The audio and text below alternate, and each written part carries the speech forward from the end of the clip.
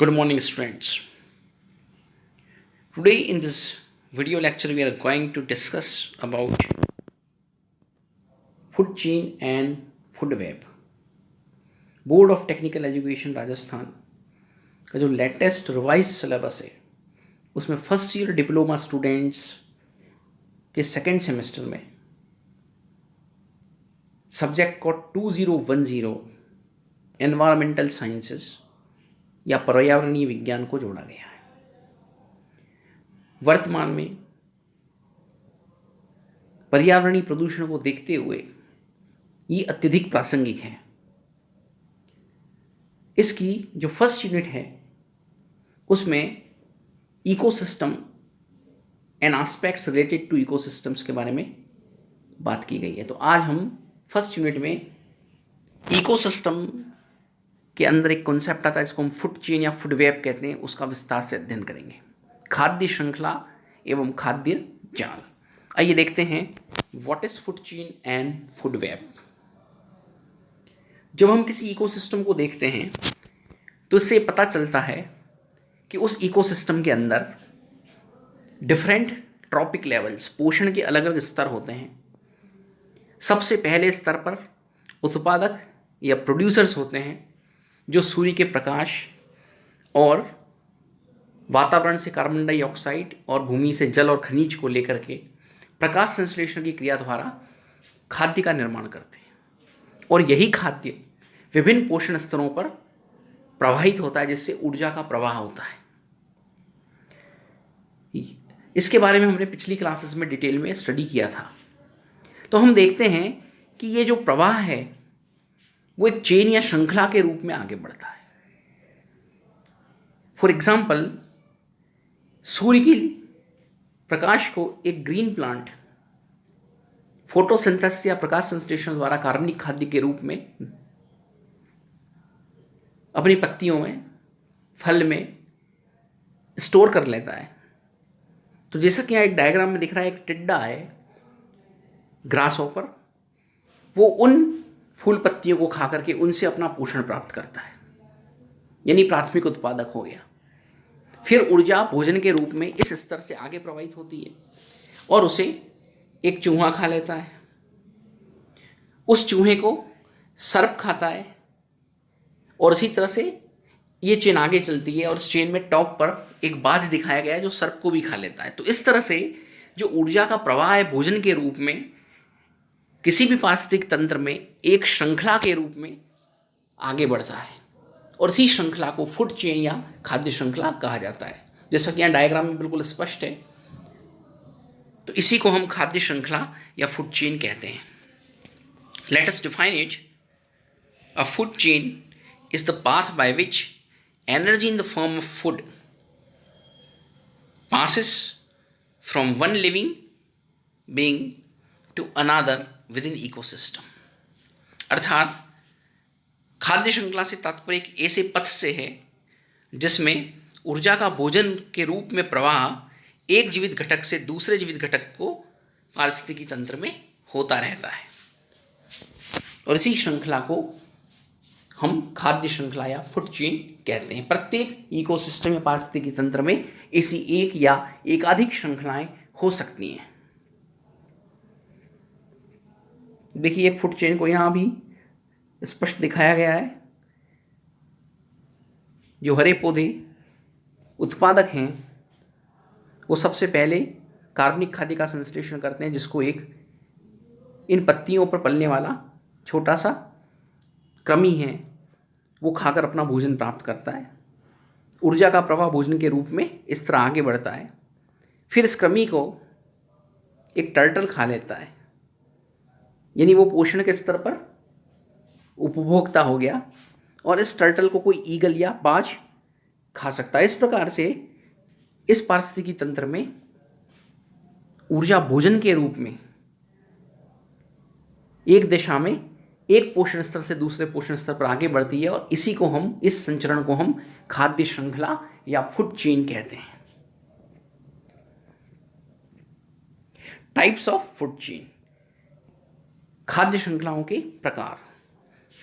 तो खाद्य श्रृंखलाओं को मोटे तौर पर मुख्य रूप से दो भागों में बांटा जाता है, चारण खाद्य श्रृंखला ग्रेजिंग फूड चेन एंड अपरत खाद्य श्रृंखला जिसको हम कहते हैं डेट्रियस फूड चेन। जो चारण खाद्य श्रृंखला होती है, अधिकांशतः खाद्य श्रृंखलाएं जो होती हैं वो इसी प्रकार की होती हैं प्रकृति में। इसमें उत्पादकों से लेकर के शाकाहारी और उसके बाद मांसभक्षियों से होता हुआ भोजन सर्वाहारियों तक पहुंचता है।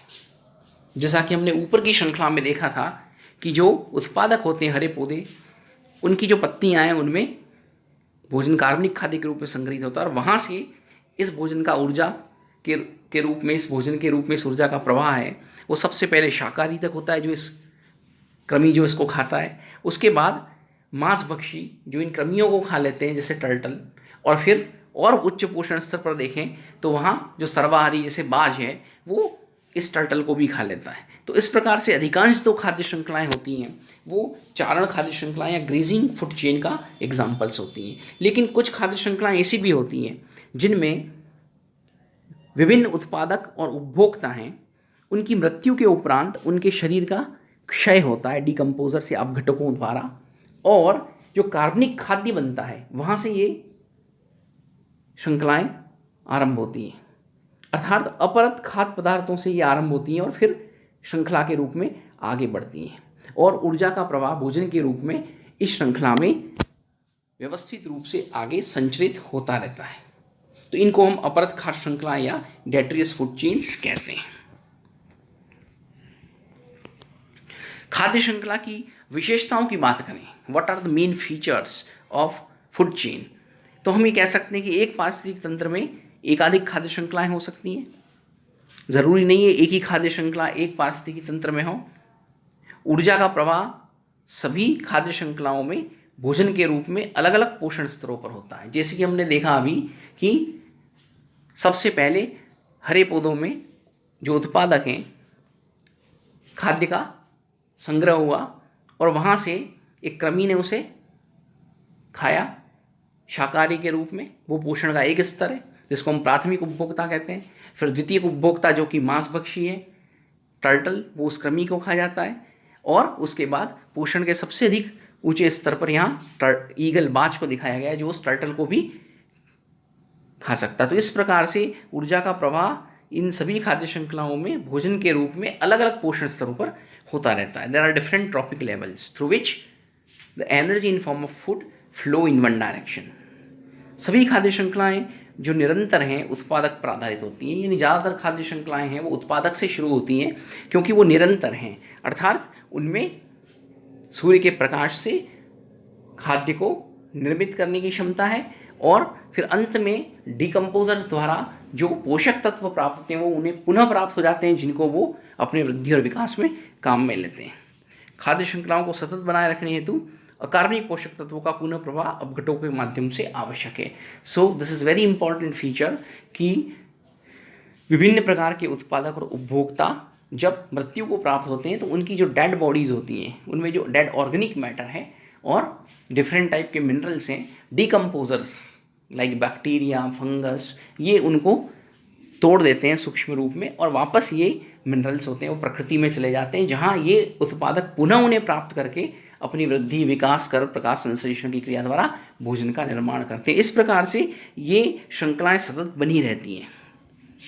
सभी खाद्य श्रृंखलाओं में ऊर्जा का प्रवाह एक दिशा में होता है, means the direction of flow of energy is always in one direction, unidirectional flow, अर्थात वापस उल्टा ऊर्जा प्रवाह नहीं हो सकता है। यदि एक खाद्य श्रृंखला में अपने आप में सदैव सीधी चलती है, मीन्स फूड चेन कभी भी डेविएट नहीं होती है, वो एक डायरेक्शन में स्ट्रेट आगे बढ़ती है। खाद्य श्रृंखलाएं प्राय छोटी होती हैं जिनमें 3 से 5 पोषण स्तर सम्मिलित होते हैं, जैसा कि हमने ऊपर एग्जाम्पल्स में देखा कि उत्पादक से लेकर उसके बाद प्राथमिक उपभोक्ता शाकाहारी होते हैं, उसके बाद द्वितीय उपभोक्ता जो प्रथम मांसाहारी होते हैं, उसके बाद उनके ऊपर तृतीय उपभोक्ता जो कि सर्वाहारी होते हैं और फिर अपघटक। इस तरह से हम देखते हैं अधिकतम 3 से लेकर 5 पोषण स्तर सम्मिलित होते हैं, अर्थात श्रृंखलाएं जो होती हैं वो ज़्यादा लंबी नहीं होती, ये प्राय छोटी होती हैं। पोषण स्तर में वृद्धि के साथ साथ प्रजातियों या पॉपुलेशंस की संख्या में कमी आती है। अब ये भी बहुत स्पष्ट है कि जैसा हम देखते हैं उत्पादक या हरे पौधे, तो हम किसी ग्रासलैंड का एग्जाम्पल लें तो उसमें घास के बहुत अधिक पौधे हैं, बहुत सारे हरे पौधे हैं जो प्रकाश संश्लेषण के द्वारा उत्पादक का कार्य कर रहे हैं। अर्थात एक ही प्रकार की प्रजाति, जिसको हम पॉपुलेशन कह रहे हैं हमारे इकोसिस्टम में, वहाँ पर उनकी संख्या बहुत अधिक है उत्पादक स्तर पर। लेकिन जैसे ही हम बात करते हैं कि उन पर आश्रित जीव जो कि प्राथमिक उपभोक्ता हैं, तो उनकी संख्या अपेक्षाकृत कम हो जाएगी। और इसी तरह से जब हम इस खाद्य श्रृंखला में अलग अलग पोषण स्तरों पर आगे बढ़ेंगे तो हम देखेंगे कि जो सर्वाहारी हैं, जो टॉप ट्रॉपिकल लेवल पर हैं, जैसे कि ईगलबाज जो यहाँ तृतीयक उपभोक्ता है, तो उनकी संख्या में काफ़ी कमी आ जाती है। इस प्रकार से पोषण स्तर में वृद्धि के साथ साथ जो प्रजाति है, स्पीशीज़ है, उसकी पॉपुलेशंस की संख्या में भी कमी आती जाती है। अब हम देखेंगे व्हाट इज फूड वेब, खाद्य जाल किसे कहते हैं। तो पारिस्थितिकी तंत्र में खाद्य जाल का भी एक कॉन्सेप्ट या संकल्पना है। हम ये देखते हैं कि किसी भी पारिस्थितिकी तंत्र में आवश्यक नहीं कि एक ही खाद्य श्रृंखला हो, वहां एक से अधिक खाद्य श्रृंखलाएं उपस्थित हो सकती हैं, जैसा कि इस चित्र में दिखाया गया है। यहाँ पर जो ग्रीन प्लांट्स हैं, हरे पौधे हैं, इन पौधों को हम देखते हैं कि एक कृमि खा लेता है जो कि प्राथमिक उपभोक्ता है। उस कृमि को एक चूहा या रैट खा सकता है जो कि द्वितीयक उपभोक्ता हो गया, और उसे फिर सीधा एक बाज खा सकता है। तो ये एक श्रृंखला हुई।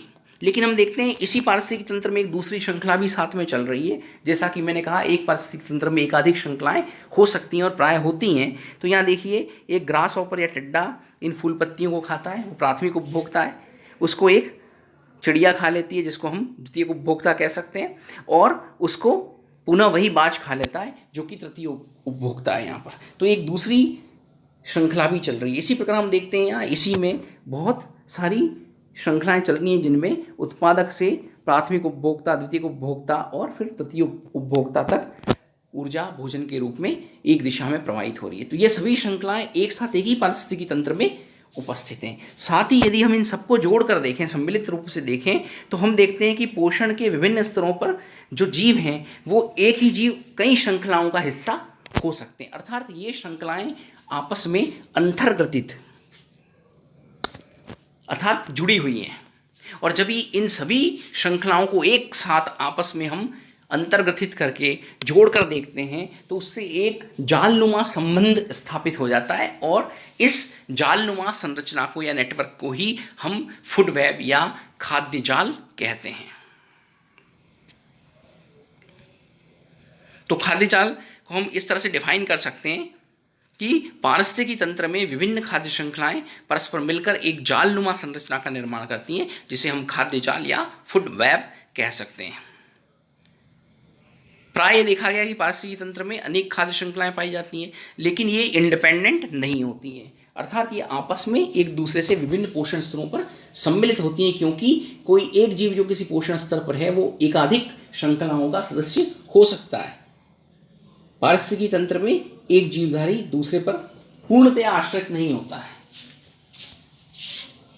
किसी पारिस्थितिकी तंत्र में एक जीव कई खाद्य श्रृंखलाओं का हिस्सा हो सकता है, और इसीलिए इस खाद्य जाल को एक दूसरा नाम भी दिया गया जिसे हम कहते हैं उपभोक्ता संसाधन तंत्र, कंज्यूमर रिसोर्सेज सिस्टम भी नाम हम इसको दे सकते हैं, फूड वेब या खाद्य जाल को।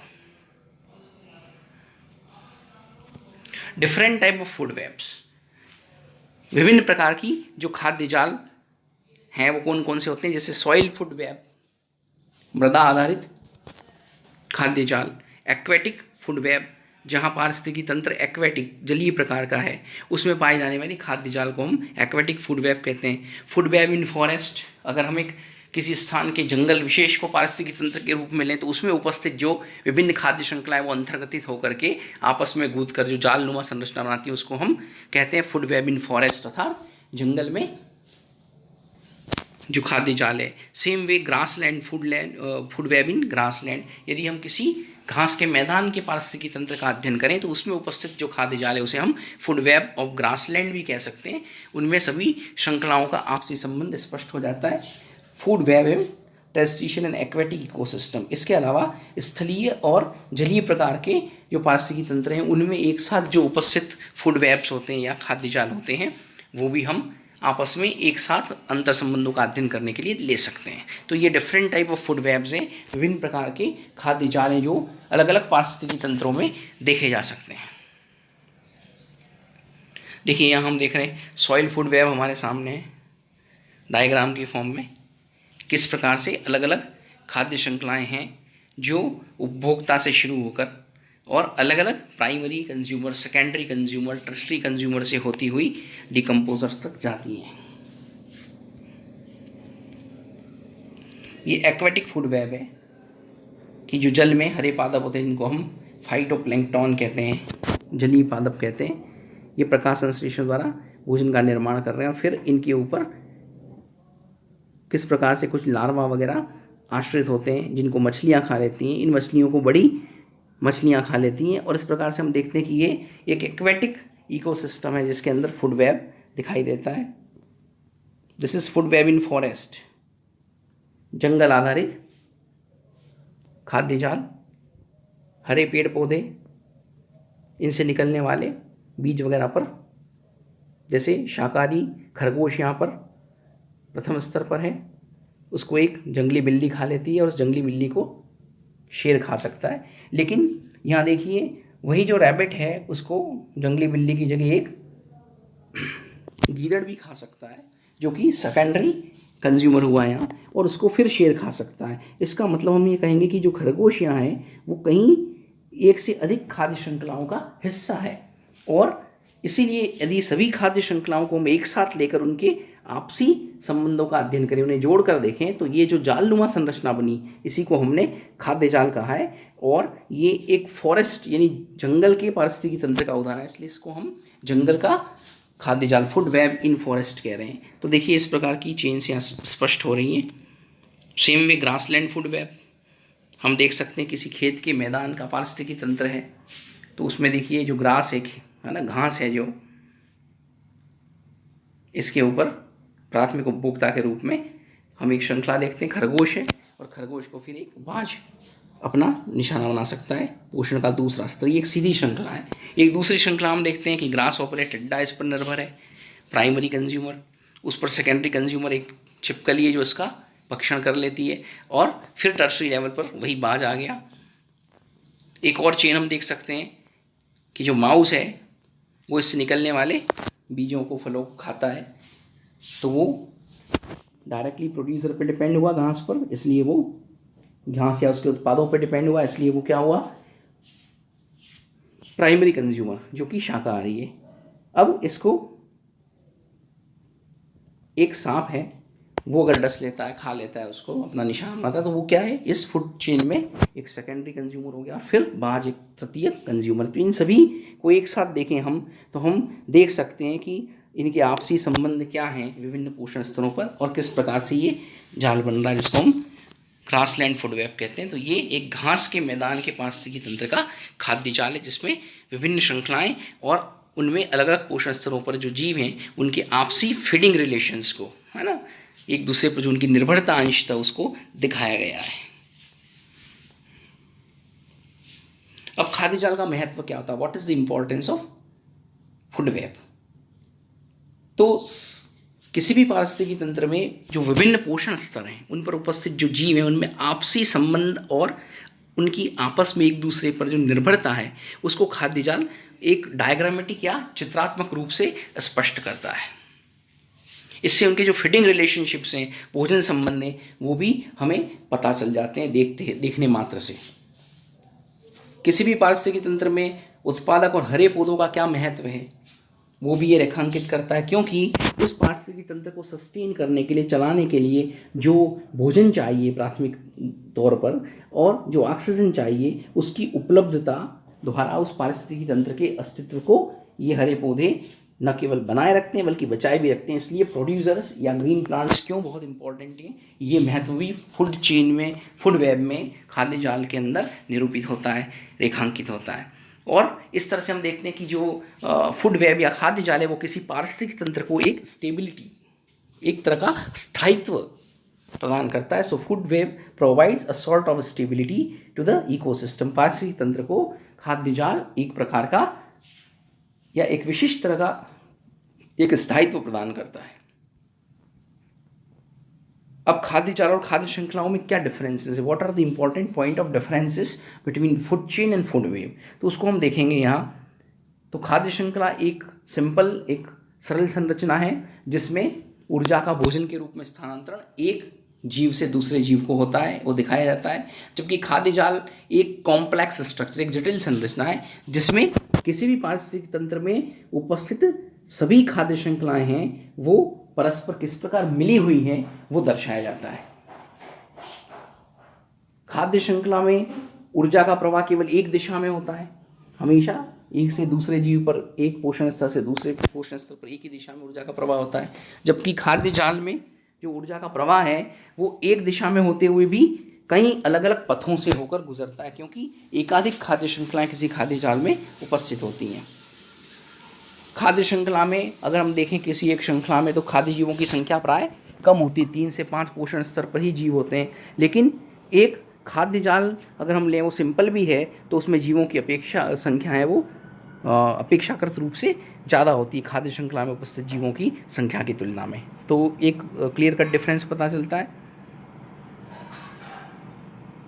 सेम वे हम ये कह सकते हैं कि जो खाद्य श्रृंखला होती है उसमें उत्पादक, विभिन्न प्रकार के उपभोक्ता और अपघटनकर्ताओं के बीच में जो संबंध होता है वो एक सीधी रेखा या कड़ी के रूप में होता है। जैसे हम देखें हरे पौधे, अगर एक ग्रासलैंड का एग्जाम्पल लें, उससे टिड्डा जो उस पर निर्भर है, टिड्डे से अगला पोषण स्तर मेढक, फिर मेढक को सर्प खा सकता है, इस प्रकार से वो उस पर निर्भर हो गया, और सर्प से हम जाते हैं उच्च पोषण स्तर जिसको हम बाँझ कहते हैं वहाँ। तो ये एक सीधी कड़ी या रेखा के रूप में है।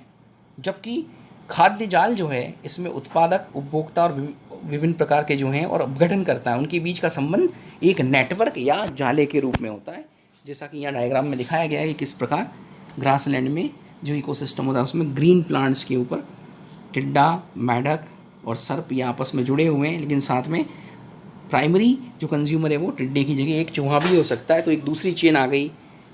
और एक रैबिट भी प्राइमरी कंज्यूमर हो सकता है जो सीधा हरे पौधों पर निर्भर करता है फीडिंग के लिए, और वो फिर वापस प्रत्येक उपभोक्ता बाँझ से संबंधित हो गया। इस प्रकार से बहुत सारी श्रृंखलाएं आपस में गुथी हुई हैं और एक जाले जैसी संरचना बन जाती है जिसको हम खाद्य जाल कहते हैं। तो इस तरह से दोनों में अंतर स्पष्ट है, बिल्कुल डिफरेंस क्लियर है, what is food chain and food web. So that is all about food chain and food web. Thank you.